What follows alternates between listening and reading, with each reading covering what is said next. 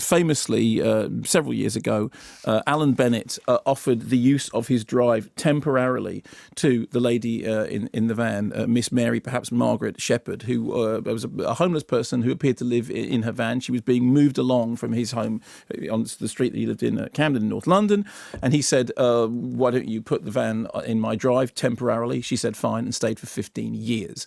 Alan Bennett then subsequently wrote about this in a memoir and then a play in which Maggie Smith starred. And now the character comes to the screen, directed by Nicholas Heitner. And it is a fantastically entertaining film, which manages, I think, the rare treat of being, on the one hand, very funny, but on the other hand, managing to be poignant. It does engage both our sympathies whilst also striking our funny bones and our laughter. Largely, it has to be said, because of this rip-roaring performance by Maggie Smith as the lady in the van, who somehow everybody, the central thesis of the film is, because they're North London middle-class theatre types, on the one hand, they feel terribly guilty and feel that they ought to be nice. And Alan Bennett's character talks to himself about this, because the Alan Bennett role is bifurcated. Alan Bennett is split into two characters, the person who writes and the person who lives. And so they all, tolerate and are interested in it, and yet she manages to be rude to everybody she meets. Here's a clip. Put the van in your drive? That never occurred to me. I don't know. It might not be convenient. No, I've thought it over. Believe me, Miss Shepherd, it's all right. Just till you sort yourself out. Well, not convenient for you. Convenient for me. You're not doing me a favour, you know. I have got other fish to fry. A man on the pavement told me if I went south of the river, I'd be welcomed with open arms.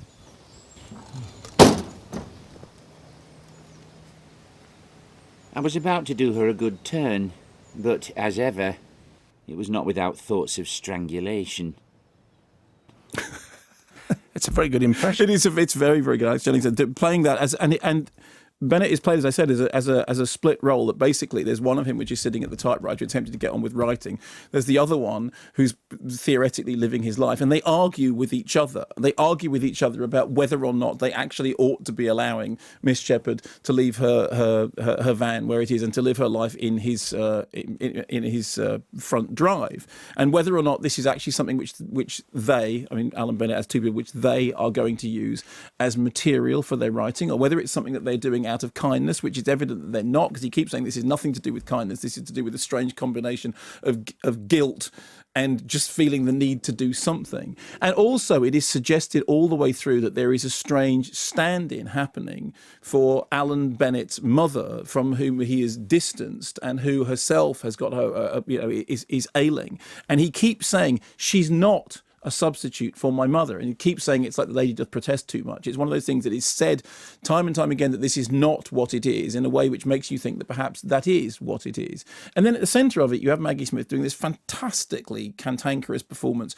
which does manage that strange trick of making you think that somebody is, on the one hand, completely intolerable, but on the other hand, really fascinating, and somebody with whom you have sympathy and engagement. And as the drama unfolds, it's described as a mostly true story.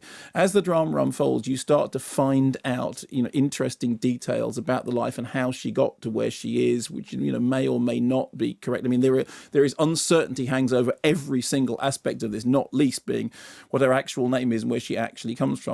And all the way through, we hear this sort of the voice of Alan Bennett doing that very Alan Bennett thing, which is, I think I better go inside and have a bit of, have a tea and cake. And in fact, there is one bit in which he does serve somebody a slice of Battenberg cake, which is something which, as far as I can tell, exists only in Alan Bennett dramas, as opposed to in the... Have you ever recently eaten Battenberg cake? No, I don't think. No, I don't exactly. think I've ever had Battenberg cake. No. I don't think so. Maybe you had it at a tea party when I was Exactly. It's not something which exists in the real world anymore. It is something which only exists in the world. So I think it was really, particularly after you look at things like History Boys, which was, such a damp squib when it was on screen, which is a shame because it was so brilliant, when it was on the stage. What you have here, I think, works really well as a film. It's frothy and upbeat and light and charming and funny. It also sort of, doesn't shy away from the darker side of having somebody living on your drive. One of the questions that comes up is, it's worrying about how do you deal with, with the sanitation and the toilets and everything. And the answer is stout plastic bags. And so, it's. I thought it was rich and funny and charming, and it knows when to sort of up the ante, and it knows when to allow itself flights of fantasia. But for the most part, it's really human, and it has that Bennett thing about it, which is that you like the people.